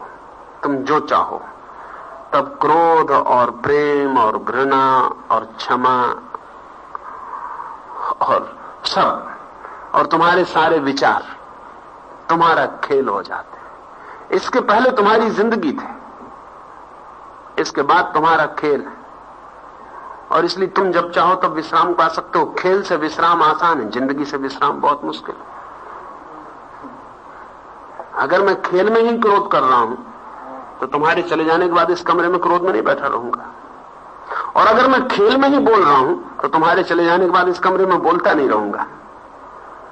लेकिन अगर बोलना मेरी जिंदगी है तो तुम चले जाओगे, तो मैं बोलता रहूंगा, कोई नहीं सुनेगा तो मैं ही सुनूंगा, मैं ही बोलूंगा, क्योंकि वो मेरी जिंदगी। वो कोई खेल नहीं जिससे विश्राम हो जाए, वो मेरी जिंदगी। 24 घंटे मुझे पकड़े हुए, तो वो आदमी रात में भी बोलेगा, सपने में भी बोलेगा, सपने में भी सभा इकट्ठी कर लेगा, वहां भी बोलता रहेगा, सपने में भी लड़ेगा झगड़ेगा, वही करेगा जो दिन में किया वो 24 घंटे करेगा, क्योंकि वो जिंदगी, वो उसका प्राण है। 5वें शरीर पर तुम्हारी आइडेंटिटी टूट जाती है। इसलिए 5वें शरीर पर पहली दफा तुम अपने बस से मौन होते हो, शून्य होते हो, और जब जरूरत होती है तो तुम विचार करते हो। तो 5वें शरीर से विचार का पहली दफा उपयोग शुरू होता है। अगर हम इसको ऐसा कहें तो ज्यादा ठीक होगा कि 5वें शरीर के पहले विचार तुम्हें करता है और 5वें शरीर से तुम विचार को करते हो। उसके पहले तुम्हें कहना ठीक नहीं है कि हम विचार करते हैं। और 5वें शरीर पर एक बात और पता चलती है कि विचार केवल हमारा ही होता है ऐसा भी नहीं है, दूसरे के विचार भी हम में प्रवेश करते रहते।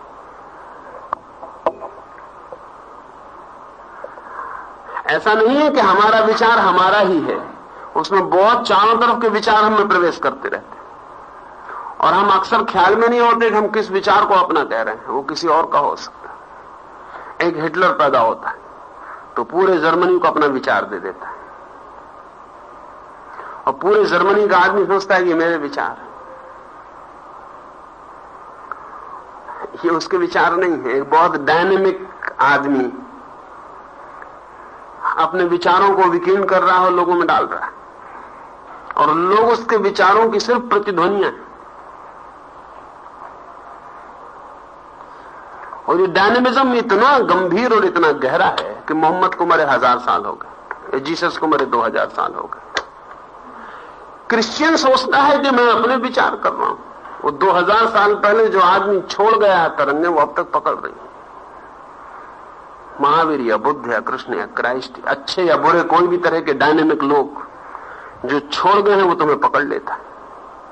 तैमूर लंग ने अभी भी पीछा नहीं छोड़ दिया मनुष्यता का, और न चंगेज खान ने छोड़ा है, न कृष्ण ने छोड़ा, न राम ने छोड़ा। पीछा वो नहीं छोड़ते, उनकी तरंगें पूरे वक्त डोल रही। तुम जिस तरंग को पकड़ने की हालत में होते हो उसको पकड़ लेते हो। इसलिए अक्सर ऐसा हो जाता है कि सुबह एक आदमी बहुत भला था और दोपहर होते होते बुरा हो गया। सुबह वो राम की तरंगों में रहे और दोपहर चंगेज खान की तरंगों में। रिसेप्टिविटी है और समय से फर्क पड़ जाता है। सुबह भिखमंगा तुम्हारे दरवाजे पे भीख मांगने आता है, क्योंकि सुबह सूरज के उगने के साथ बुरी तरंगों का प्रभाव सर्वाधिक कम होता है पृथ्वी पर। सूरज के थकते थकते प्रभाव बढ़ना शुरू है। सांझ को भिखारी भीख मांगने नहीं आता, क्योंकि सांझ को आशा नहीं है दया की किसी से। सुबह थोड़ी आशा है कि अगर सुबह उठे आदमी से हम कहेंगे कि 2 पैसा दे दे, तो एकदम से इंकार न कर पाएगा। सांझ को हां भरना जरा मुश्किल हो जाएगा। सांझ भर में उसका सब हाथ थक गया बुरी तरह से, अब वो इंकार करने की हालत में। अब उसकी सारी चित्त दशा और सारी पृथ्वी का वातावरण भी और है। तो जो विचार हमें लगते हैं हमारे हैं, वे भी हमारे नहीं है। ये तुम्हें 5वें शरीर में ही पता चलेगा जाके कि क्या आश्चर्यजनक विचार भी बाहर से आता और जाता है। तुम पर विचार भी आता और जाता है और तुम्हें पकड़ता है और छोड़ता है। और हजारों तरह के विचार और बहुत कंट्राडिक्टरी, आपस में विरोधी विचार आदमी को पकड़े हुए। इतने विरोधी विचार पकड़े हुए हैं कि इसलिए इतना कंफ्यूजन है। एक एक आदमी इतना कंफ्यूज्ड है। अगर तुम्हारे ही विचार हो तो कंफ्यूजन की कोई जरूरत नहीं है, लेकिन एक हाथ चंगेज खां पकड़े हुए हैं, दूसरा हाथ कृष्ण पकड़े हुए हैं, कंफ्यूजन होने वाला है। क्योंकि दोनों के विचार प्रतीक्षा कर रहे हैं कि तुम कब तैयारी दिखाओ, वो तुम्हारे भीतर प्रवेश कर जाए। वो सब मौजूद हैं चारों तरफ। ये 5वें शरीर में तुम्हें पता चलेगा, तुम्हारी आइडेंटिटी पूरी टूट जाएगी। लेकिन तब, जैसा मैंने कहा कि जो बड़ा भारी फर्क होगा वो ये होगा कि इसके पहले तुम्हारे पास थॉट्स थे, विचार थे। इसके बाद तुम्हारे पास थिंकिंग होगी, विचारना होगी। और इनमें भी फर्क है। विचार आणविक एटॉमिक चीजें तुम पर आते हैं, पराये होते हैं सदा। ऐसा अगर हम कहें कि विचार सदा पराये होते हैं तो हर्जा नहीं है। विचारना अपनी होती, विचार सदा पराये होते। थिंकिंग अपनी होती, थॉट हमेशा पराया होता है। तो 5वें शरीर से तुम में थिंकिंग पैदा होगी, तुम विचार कर सकोगे। तुम सिर्फ विचारों को पकड़ के संग्रहित किए हुए नहीं बैठे रहोगे।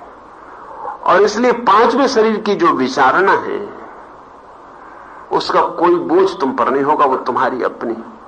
और 5वें शरीर पर चूंकि विचारणा का जन्म हो जाएगा, उसको प्रज्ञा कहो, जो भी नाम देना चाहे हम दें। 5वें शरीर पर चूंकि तुम्हारी अपनी इंट्यूशन, अपनी प्रज्ञा, अपनी बुद्धि, अपनी मेधा जग जाएगी, इस 5वें शरीर के बाद तुम पर दूसरों के विचारों का समस्त प्रभाव छीन हो जाएगा। इस अर्थों में भी तुम आत्मवान बनोगे, इस अर्थ में भी तुम आत्मा को उपलब्ध हो जाओगे, तुम स्वयं हो जाओगे, क्योंकि तुम्हारे पास अब अपनी विचार है, अपनी विचार शक्ति है, और तुम्हारे पास देखने की अपनी आंख है, अपना दर्शन है। इसके बाद तुम जो चाहोगे वो आ जाएगा, तुम जो चाहोगे वो नहीं आएगा। तुम जो सोचोगे सोच सकोगे, तुम जो नहीं सोचोगे नहीं सोच सकोगे। तुम मालिक हो। और यहां से आइडेंटिटी का कोई सवाल नहीं रह जाता है। छठवें शरीर में विचारना की भी कोई जरूरत नहीं रह जाती। चौथे शरीर तक विचार की जरूरत है, पांचवें शरीर पर विचारना, थिंकिंग, प्रज्ञा, छठवें शरीर पर वो भी समाप्त हो जाती है, क्योंकि छठवें शरीर पर तुम वहां होते हो जहां कोई जरूरत ही नहीं होती। तुम कॉस्मिक हो जाते हो, तुम ब्रह्म के साथ एक हो जाते हो। अब कोई दूसरा बचता नहीं। असल में सब विचार दूसरे के साथ संबंध है। चौथे शरीर के पहले का जो विचार है वो मूर्छित संबंध है दूसरे के साथ। पांचवें शरीर पर जो विचार है वो अमूर्छित संबंध है, लेकिन दूसरे के ही साथ। आखिर विचार की जरूरत क्या है? विचार की जरूरत है क्योंकि दूसरे से संबंधित होना।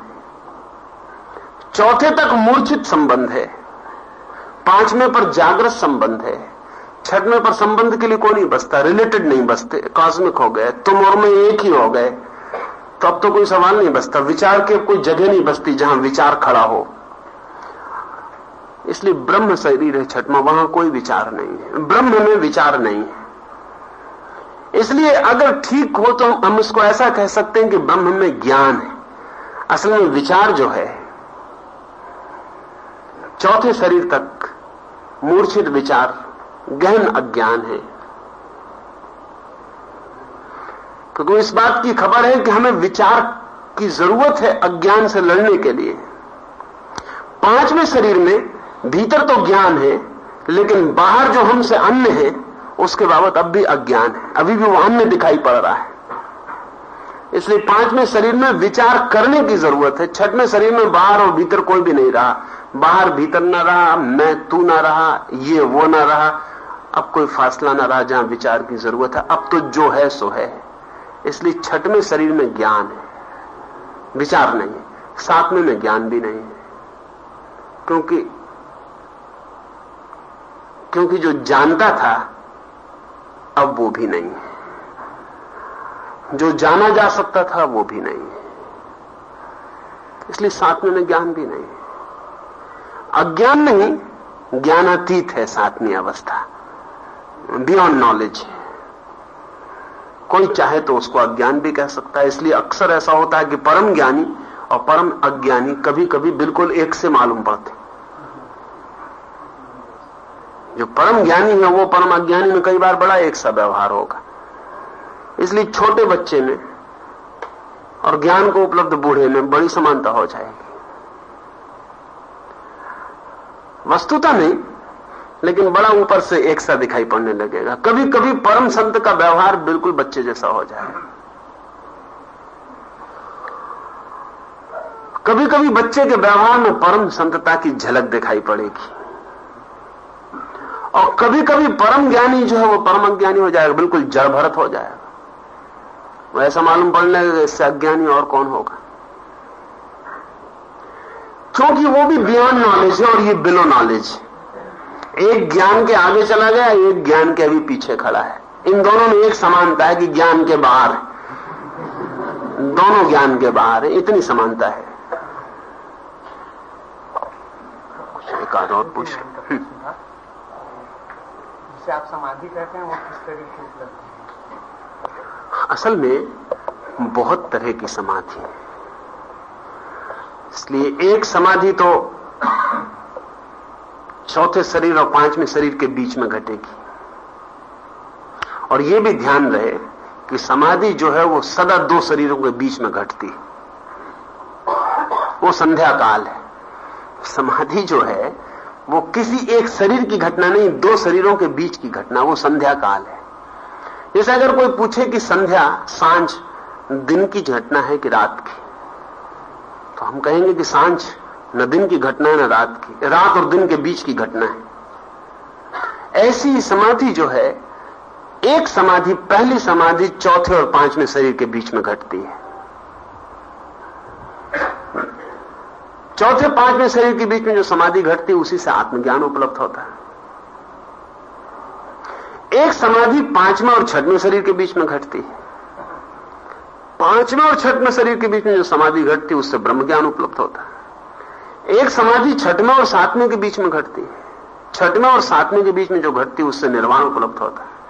तो 3 समाधियां साधारणता। तो ये 3 समाधियां 3 शरीरों के बीच में घटती हैं।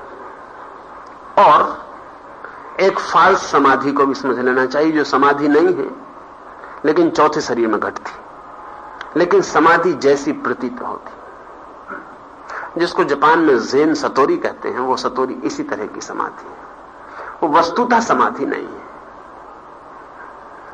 जैसे एक चित्रकार को घट जाता, कभी एक मूर्तिकार को घटता है, एक संगीतज्ञ को घटता है कि कभी वो लीन हो जाता पूरी तरह और बड़े आनंद का अनुभव करता है। लेकिन वो चौथे साइकिक शरीर की घटनाएं हैं।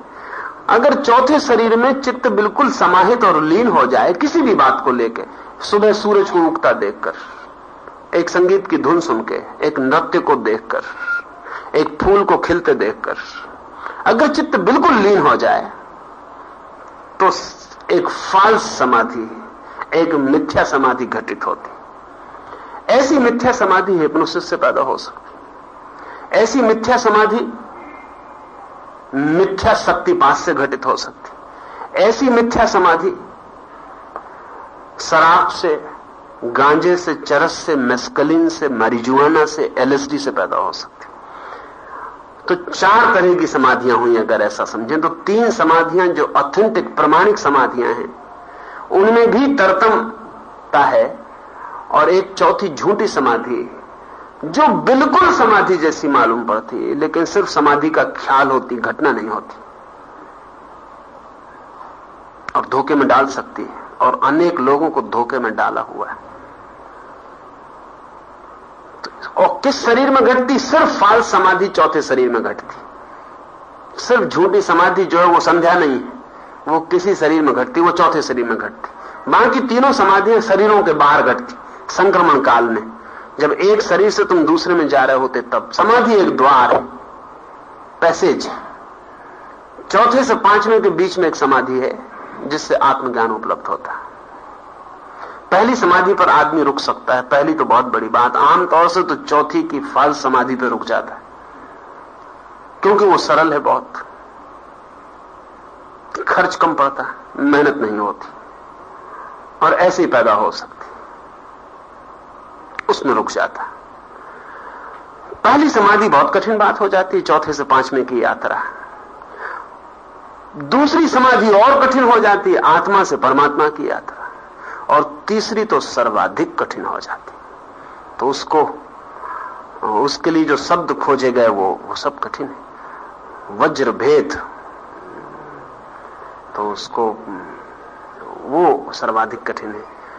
होने से न होने की यात्रा, जीवन से मृत्यु में छलांग, अस्तित्व से अनस्तित्व में डूब जाना। तो वो 3 समाधियां हैं। पहले को आत्म समाधि कहो, दूसरे को ब्रह्म समाधि कहो, तीसरे को निर्वाण समाधि कहो, और पहली को मिथ्या समाधि कहो। और उससे सबसे ज्यादा बचने की जरूरत है क्योंकि वो जल्दी से उपलब्ध हो सकती, चौथे शरीर में घटती।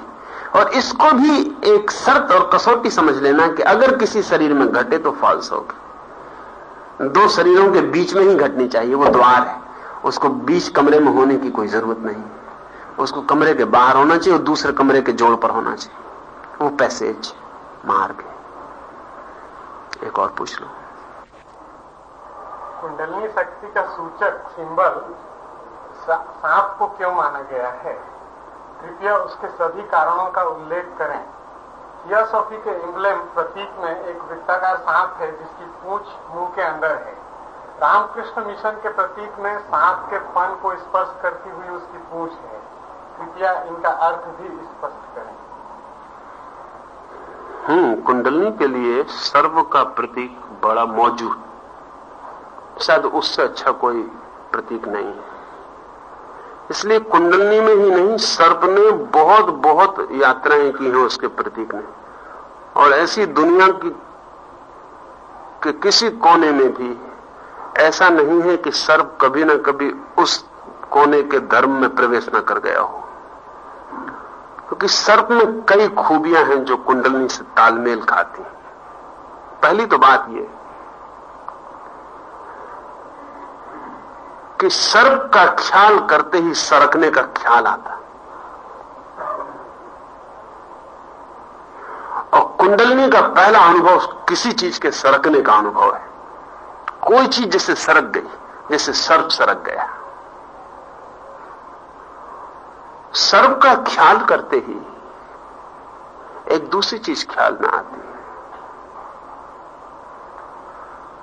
कि सर्प के कोई पैर नहीं, लेकिन गति करता।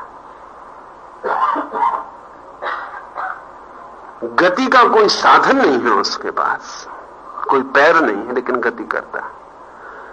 कुंडलिनी के पास भी कोई पैर नहीं है, कोई साधन नहीं, निपट ऊर्जा है,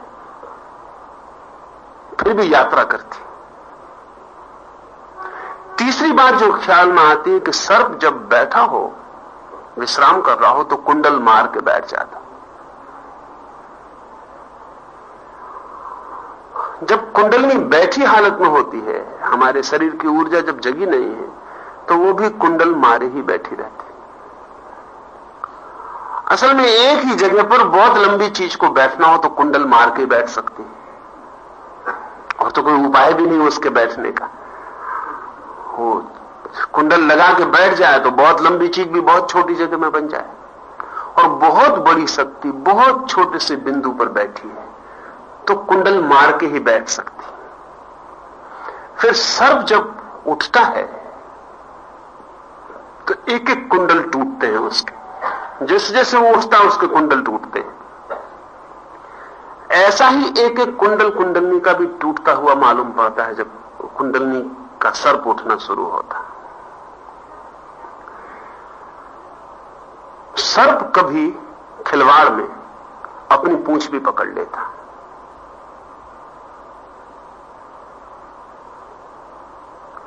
तो सर्प का पूंछ पकड़ने का प्रतीक भी कीमती है, और अनेक लोगों को वो ख्याल में आया कि वो पकड़ने का, पूंछ को पकड़ लेने का प्रतीक बड़ा कीमती है। वो कीमती इसलिए है कि जब कुंडलिनी पूरी जागेगी तो वो वर्तुलाकार हो जाएगी और भीतर उसका वर्तुल बनना शुरू हो जाए। उसका फन अपनी ही पूंछ पकड़ लेगा, सांप एक वर्तुल बन जाता। अब कोई प्रतीक ऐसा हो सकता है कि सांप के मुंह ने उसकी पूंछ को पकड़ा?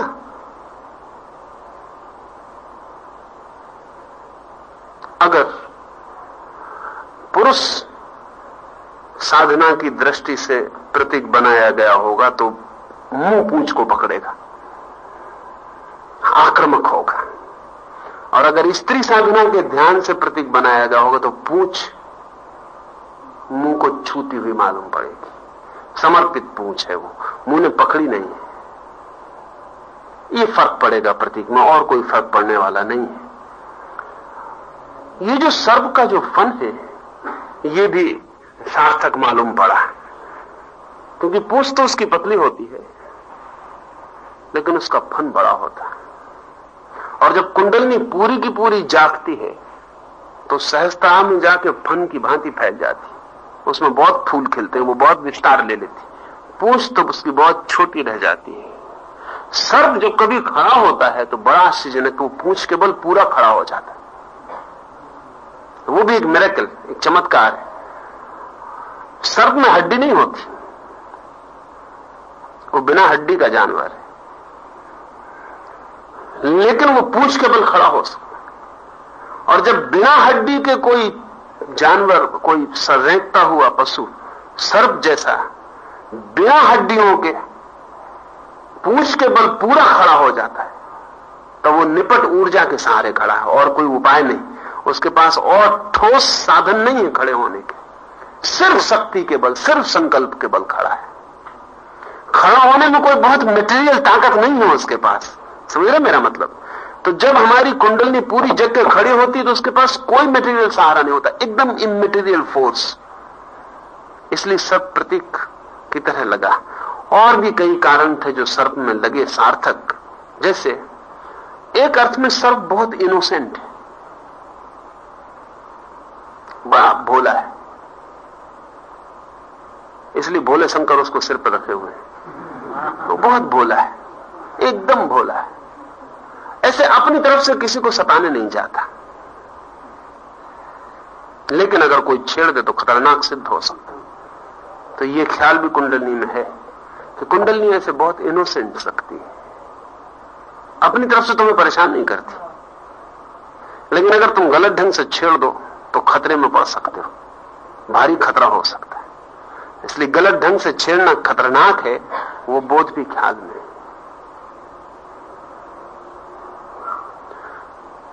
ये सारी बातों को ध्यान में रख के वो प्रतीक, उससे बेहतर कोई प्रतीक दिखाई नहीं पड़ा, सर्प से बेहतर। और सारी दुनिया में सर्प जो है वो विजडम का प्रतीक भी है, प्रज्ञा का प्रतीक भी है। जीसस का वचन है, सर्प जैसे बुद्धिमान, चालाक और कबूतर जैसे बोले, ऐसे बनो। सर्प बहुत ही बुद्धिमान प्राणी, बहुत सजग, बहुत जागरूक, बहुत तेज, बहुत गतिमान, वो सब उसकी खूबियां हैं। कुंडलनी भी वैसी चीज है, बुद्धिमत्ता का चरम शिखर उससे छुआ जाएगा। उतनी ही चपल और गतिमान भी है, उतनी ही शक्तिशाली भी है। तो पुराने दिनों में जब ये प्रतीक खोजा गया कुंडलनी के लिए, तब शायद सर्प से बेहतर कोई प्रतीक नहीं था, अब भी नहीं, लेकिन शायद भविष्य में और प्रतीक हो जाए, रॉकेट की तरह। कभी भविष्य का कोई ख्याल रॉकेट की तरह कुंडलनी को पकड़ सकता है। वैसी उसकी यात्रा है, एक अंतरिक्ष से दूसरे अंतरिक्ष, एक ग्रह से दूसरे ग्रह में, बीच में शून्य की परत है। वो कभी प्रतीक बन सकता है।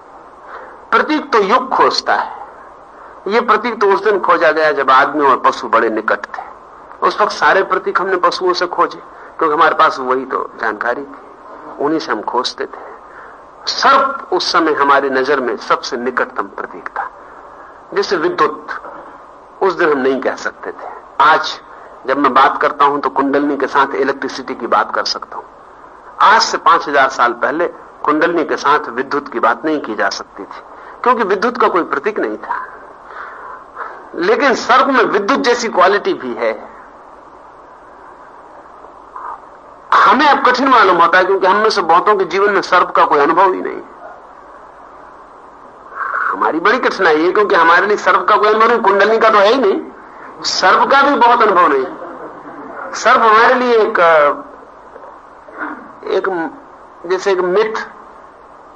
अभी पिछली दफा लंदन में बच्चों का एक सर्वे किया गया, तो लंदन में 7 लाख ऐसे बच्चे हैं जिन्होंने गाय नहीं देखी। तो जिन बच्चों ने गाय न देखी उन्होंने सर्प देखा, जरा मुश्किल मामला है। नहीं,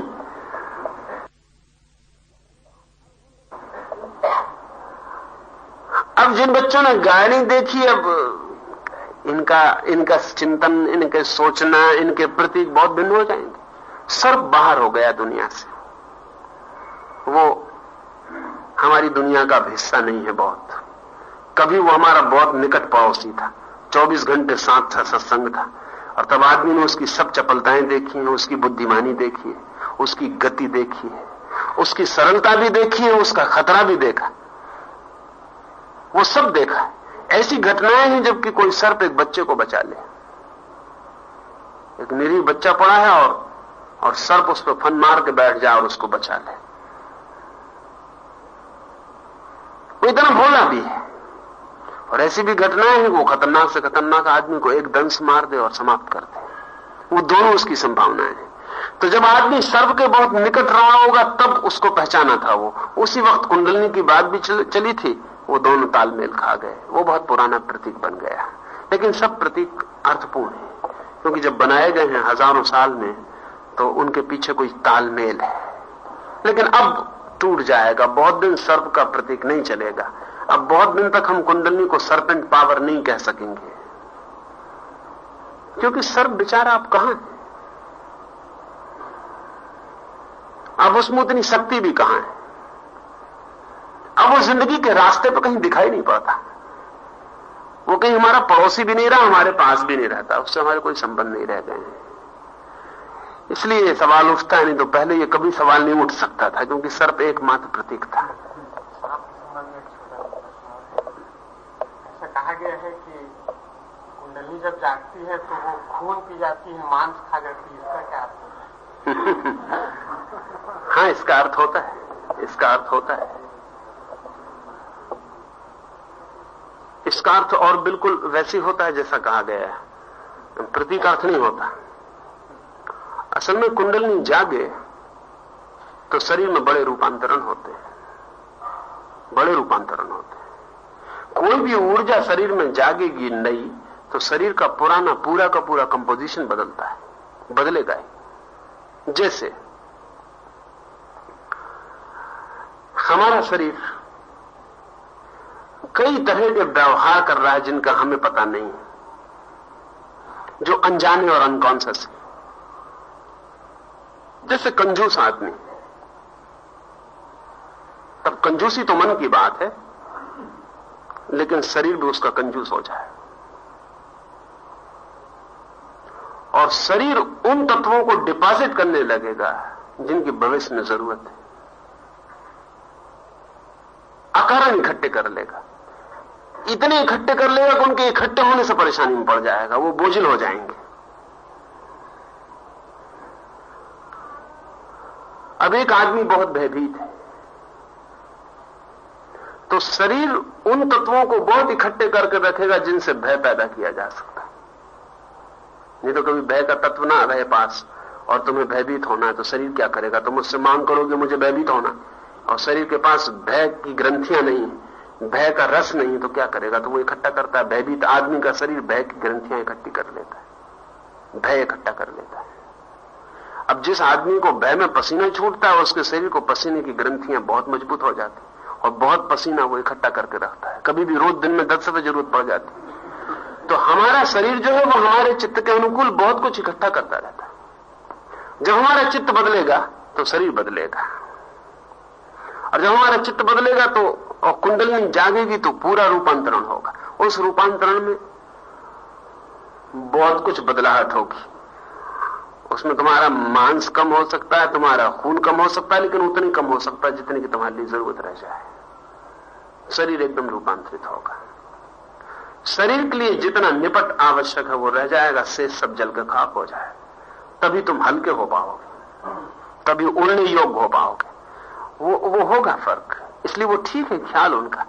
इसलिए साधक को एक विशेष प्रकार का भोजन, एक विशेष प्रकार की जीवन व्यवस्था, वो सब जरूरी है, अन्यथा वो बहुत मुश्किल में पड़ सकता है। फिर कुंडली जब जागेगी तुम्हारे भीतर बहुत गर्मी पैदा होगी, क्योंकि तो इलेक्ट्रिक फोर्स है, वो तो बहुत तापग्रस्त ऊर्जा है। जैसा कि मैंने तुमसे कहा कि सर्प एक प्रतीक है, कुछ जगह कुंडलिनी को अग्नि ही प्रतीक समझा गया, वो भी अच्छा प्रतीक था। तो वो आग की तरह ही जलेगी तुम्हारे भीतर और लपटों की तरह ऊपर उठेगी, उसमें तुम्हारा बहुत कुछ जलेगा। तो अत्यंत रूखापन भीतर पैदा हो सकता है कुंडलिनी के जगने से। इसलिए व्यक्तित्व स्निग्ध चाहिए और व्यक्तित्व में थोड़े रस स्रोत चाहिए। अब जैसे क्रोधी आदमी, अगर क्रोधी आदमी की कुंडलिनी जग जाए तो वो मुश्किल में पड़ेगा, क्योंकि वो वैसे ही रूखा आदमी, और एक आग जग जाए उसके भीतर तो कठिनाई हो जाएगी। प्रेमी आदमी है, वो स्निग्ध, उसके भीतर रस की स्निग्धता है, कुंडलिनी जगेगी तो कठिनाई नहीं होगी। इन सब बातों को ध्यान में रख के वो बात कही गई, लेकिन वो बहुत क्रूर ढंग से कही गई है, और पुराना ढंग सभी क्रूर था, वो बहुत विकसित नहीं है कहने का ढंग। पर ठीक कहा है कि मांस जलेगा, खून जलेगा, मज्जा जलेगी, क्योंकि तुम बदलोगे पूरे के पूरे, तुम दूसरे आदमी होने वाले हो। तुम्हारा सारा का सारी व्यवस्था, सारा कंपोजिशन बदलने को है। इसलिए साधक की तैयारी में वो भी ध्यान में रखना अत्यंत जरूरी है।